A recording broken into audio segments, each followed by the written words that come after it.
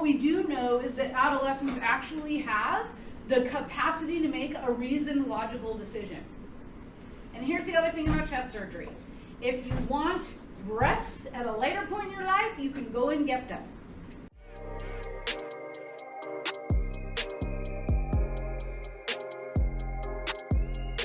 Hello, everyone. Welcome to the LGB Alliance USA News Roundup for the week ending in October 25th, 2024. We are here with Sylvia, Carol, Tim, and me, Ariane. First, a summary of today's news. Fans chant anti-gay slurs at a French soccer match. Democrats on the campaign trail dodge or double down on trans politics. Glasgow and Clyde Rape Crisis announces that it's leaving the Rape Crisis Scotland network. The Dutch protocol team performs leg shortening surgery on trans-identifying male adolescents. And a puberty blocker study goes unpublished due to politics. First, we'll start with Tim. The Ligue de Football Professionnel, the LFP, has launched an investigation into homophobic chants made by Paris Saint-Germain, PSG, fans during their match against RC Strasbourg this past weekend. The chants directed at Marseille and former PSG player Adrien Rabiot continued despite warnings from stadium announcers to stop. Fans could be heard shouting, "Les Marseillais, c'est des pèdes," meaning essentially people from Marseille are fags, as reported by Le Figaro. This isn't an isolated incident for PSG. Last year, the club faced a one-game partial stadium closure after similar homophobic chants during a match with Marseille. The same behavior occurred in 2019, and despite efforts from the LFP, including distributing forms to report discriminatory behavior, homophobic chants persist. Now, the LFP has been employing more modern re-education programs to combat this. Over the past 3 seasons, they've organized 93 anti-discrimination workshops across 33 clubs. In an effort to promote inclusivity and, quote, re-educate both fans and players, PSG too has reaffirmed its commitment to combating discrimination and creating an inclusive environment at their stadium. Yet these DEI-style measures seem to have had limited success, as the incidents just keep repeating. French Sports Minister Gilles Averill has now stepped in, warning that future matches could be suspended or even stopped if these actions continue. Quote, "We asked the French Football Federation, also known as the FFF, to apply strictly the FIFA protocol, suspension, interruption, and definitive stopping of the match, and we will do it from Sunday," Averill said. French authorities have already identified 2 individuals responsible for leading the chants, signaling a stronger and, it seems, individualized crackdown on the behavior. While clubs like PSG and leagues like the LFP have ramped up their efforts to curb homophobia, the frequency of these events has just increased. It's increased in recent years. A decade or 2 ago, homophobic chants were often brushed off as a part of football culture, for better or worse, and now they face more media scrutiny and legal consequences. Despite these changes, the persistence of homophobic incidents suggests that even with heightened attention and modern re-education programs, the issue is far from resolved. With PSG set to face Marseille again this Sunday, it remains to be seen if these new measures will have any real impact or if homophobic behavior will continue to resurface on the pitch. Thank you, Tim. Now, let's talk about the upcoming U.S. presidential elections, as well as other elections that are upcoming, and how Democrats are responding to Republican critiques of their stance on transgender-related policy. First, we'll start with the presidential election. In an interview with Hallie Jackson, Democratic presidential nominee Kamala Harris was asked if she supports transgender Americans' right to access gender-affirming care. Harris responded by saying that she follows the law and went on to say that Donald Trump is using this issue to distract from other things. However, Harris stopped short of defending trans-related medical procedures or endorsing specific policies to facilitate them. Both supporters and defenders of so-called gender-affirming care alike have taken to social media to note the significance of Harris's dodge. Right-wing pundit Matt Walsh wrote on X, quote, "We have won so thoroughly on the trans issue that even the most liberal presidential candidate in history is embarrassed to talk about the issue and refuses to explicitly support gender-affirming care. The trans agenda is dying. We killed it." Unquote. Meanwhile, the Marxist account Sally Hates Capitalism also took to Twitter to write, quote, "Please stop pretending Kamala Harris and the Democratic Party care about transgender people in any type of way. She makes that crystal clear. She won't do anything to advocate for trans people's healthcare needs, safety, or lives. She won't defend any trans Americans." Unquote. Ironically, people on all sides of the transgender issues seem to agree on the significance of this rhetorical dodge from Harris. But Democrats increasingly fear that their trans-inclusive stance is a liability. More evidence of cracks showing in Democrats' wholehearted embrace of trans activism were evident in Megyn Kelly's recent interview with California Representative Ro Khanna. When pressed by Kelly on pediatric transition, Khanna emphasized how he trusts parents and medical professionals to agree on the best medical decisions for kids, and that he doesn't think politicians should be dealing with this issue. This is a very common argument made by opponents of pediatric transition bans. However, Khanna also tried changing the subject, saying how he hopes we can find common ground on this so we can work out solutions to other problems like bringing manufacturing jobs back home. He also said that he doesn't think people with different opinions on this issue are unkind, and he opposes censorship on the topic, and he supports civil exchange of ideas. Though Khanna kept emphasizing how much he trusts doctors and families to make the best medical decisions for kids, Kelly continued to grill Khanna on the particular case of Chloe Cole, a detransitioner who was given a double mastectomy as a minor. Khanna acknowledged that Cole was not given the best medical advice and that strong regulations should be in place to make sure doctors and counselors are being objective and that patients and families are being centered and are offered responsible choices and know the consequences of their decisions before them.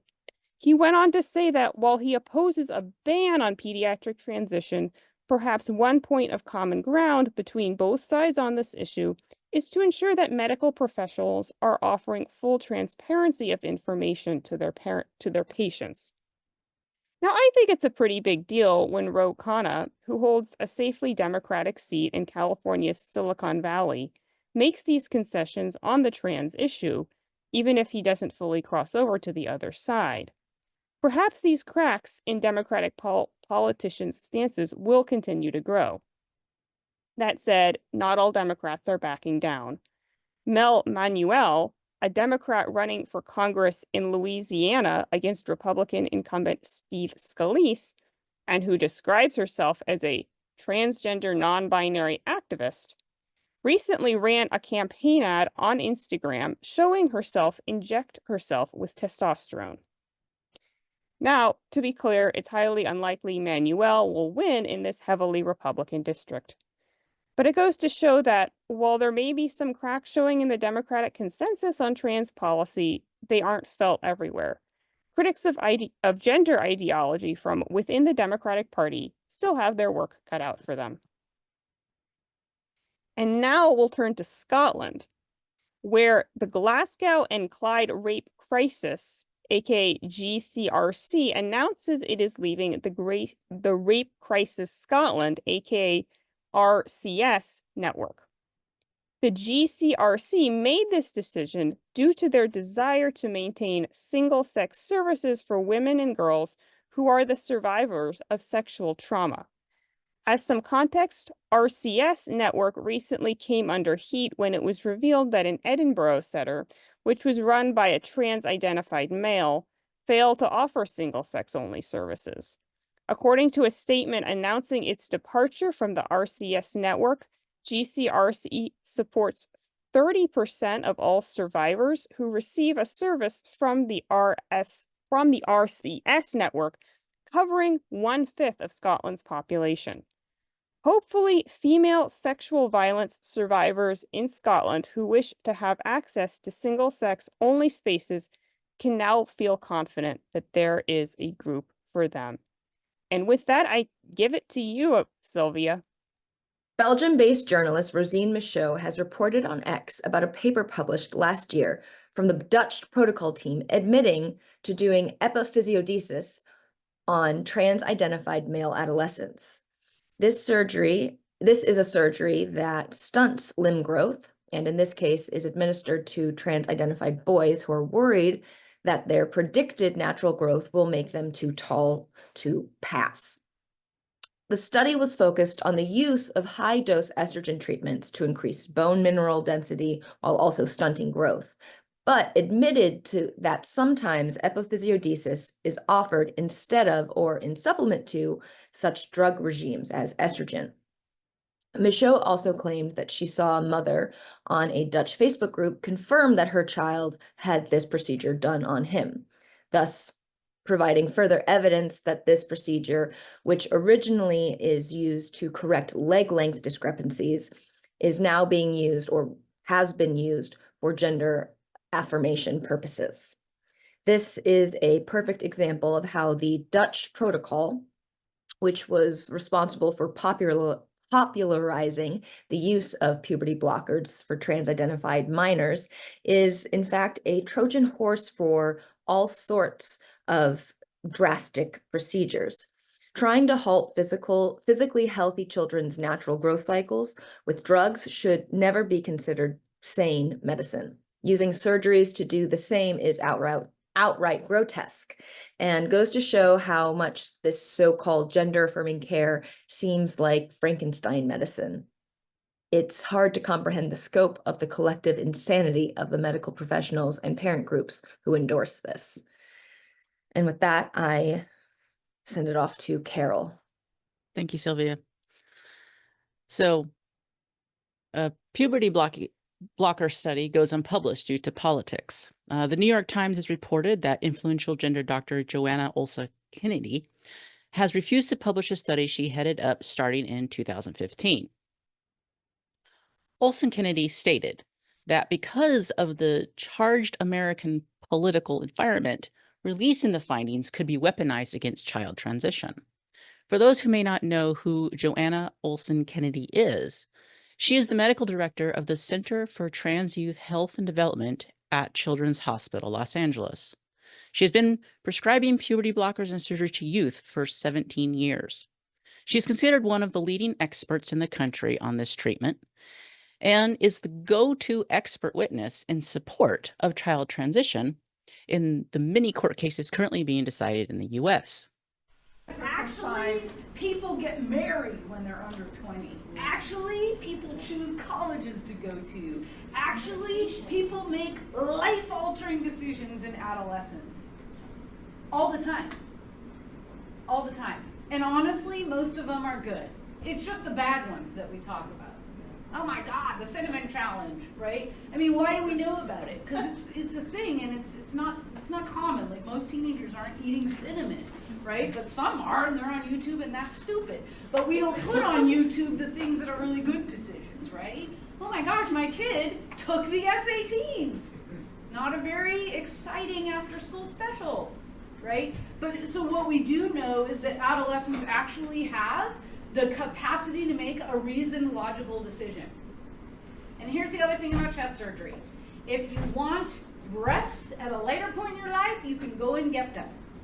The study in question began in 2015, headed up by Olson-Kennedy, and is part of a multi-million-dollar federal project on transgender youth.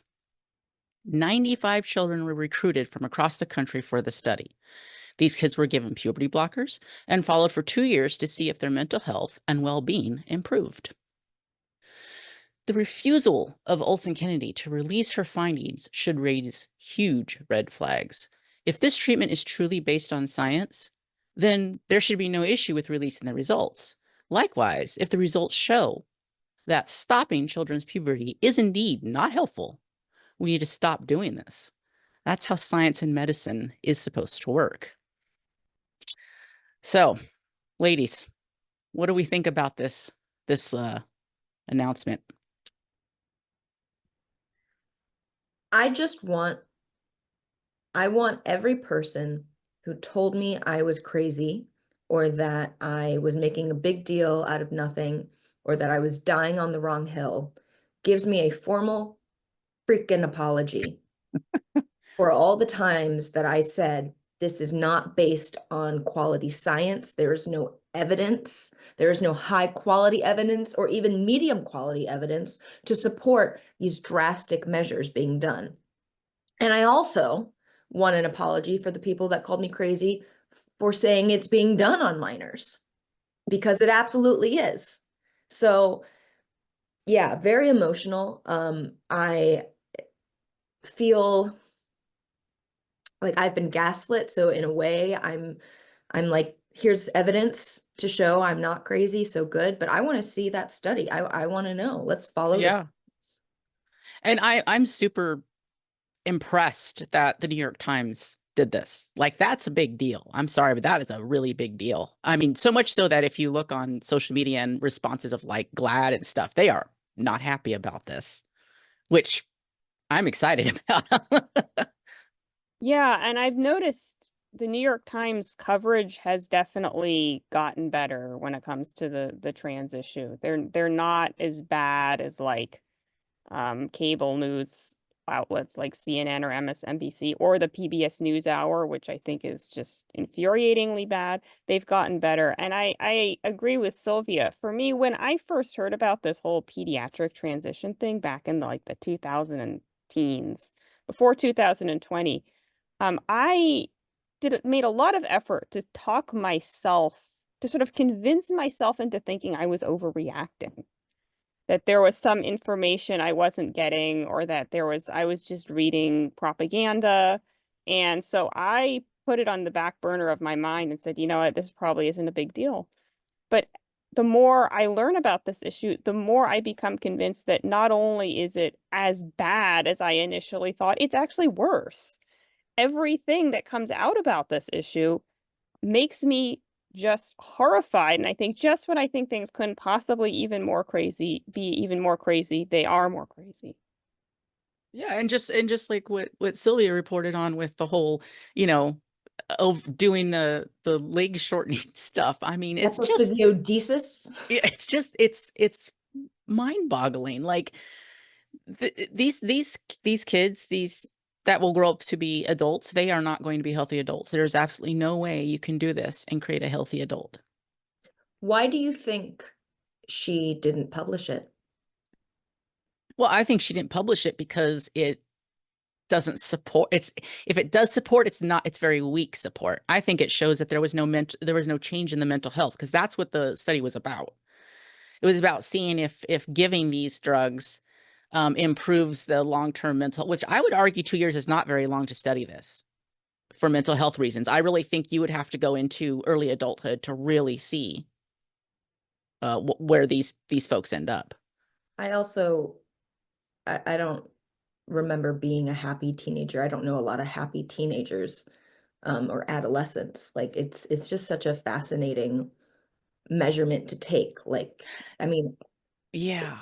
you know, I mean, but the whole trans stuff is based on an individual's happiness, which is not science, really. That's not science to begin with. The other thing I find interesting is that Joanne Olson-Kennedy has been one of the biggest proponents of this. She has been pushing this for years. She was one of the first to start doing it too, and she is like one of the, you know, best witnesses in all these court cases that are happening with trying to ban child transition in states. She's one of those witnesses that comes in and says, "Oh, this is medicine." So it's like if she gets outed as a fraud, this is going to have repercussions of the cases too, I think. And I already think that this is probably going to have repercussions on those cases if the attorneys are smart.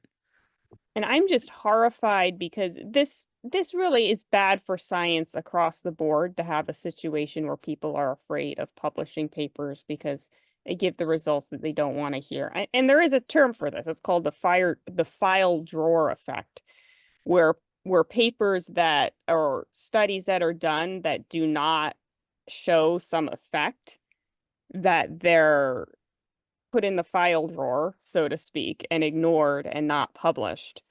And so it's just something to bear in mind with a lot of scientific research. When you see a paper showing this is effective, blah, blah, blah, there probably are papers out there also showing this treatment is not effective that are simply not being published.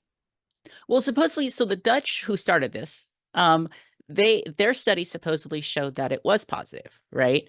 But then when the UK did their own study, it showed it wasn't. It showed there was no difference.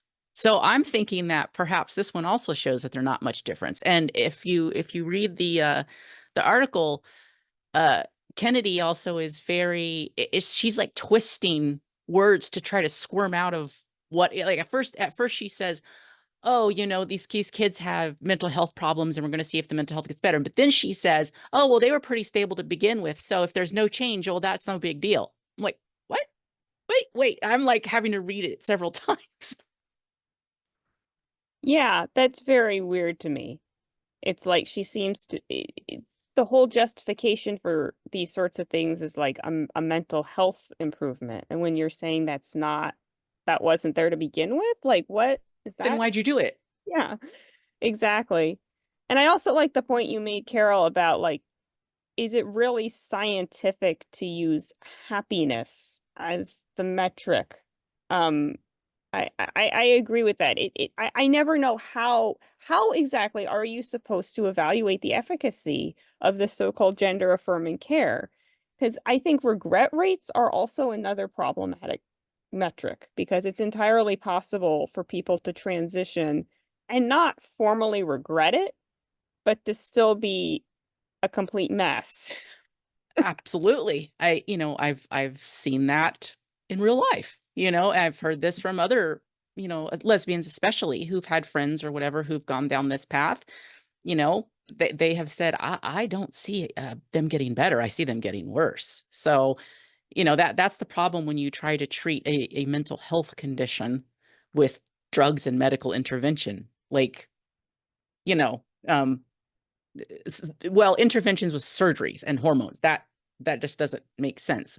It's just getting rid of the offending parts. It's not really helping the person to come to terms with the reality in their body, which is what mental health is supposed to do. I was interested in the multi-million-dollar, it was a multi-million-dollar federal project that so there's government money coming in here, which kind of made me think, if government's paying for this kind of stuff then government has absolutely every right to come in and ask questions. Because a lot of people are saying, no, the government doesn't belong in this and that. And it's like, well, the government is putting money into it, so they probably should get results. And if they don't get the results that they think is good, then they should at least pull their money. Yeah, as someone who personally feels that government should stay out of people's individual medical decisions, the fact that they funded this study to be done, I think, all right, come on, government, let's get out the big guns and publish this, and let's make it so that everybody can read it and everybody can see the results. And then I think it would be, I mean, can a doctor get I was gonna say disbarred, but that's not the right phrase. That's for lawyers. Get like their license revoked or Yeah, something. can a doctor get their license removed for hiding, like not publishing this? I don't study? know. I don't know how that works. It sounds like that's more of an academic researcher thing than a doctor with a medical license sort of Okay. thing, but I'm not sure how that Well, in any case, if the study shows little improvement, no improvement, or even, their mental health getting worse, and she chose to continue to do these grotesquely invasive, permanent procedures on children and on minors, I think that that's enough to get your license removed. Should be. But yeah. I think most of these doctors are not going to get in any kind of trouble for this. And that's really unfortunate. Well, that's the problem, is when you have a protocol that can back them up, it doesn't matter, if the protocol itself is terrible, the doctors are following the protocol. So There was, and it was interesting in the article too, it did say that there were other doctors that were involved in this study that are pushing for it to be released. So not all the doctors want this not released. It's pretty much her that seems to be holding it back, which I think is very interesting because she is very ideologically driven.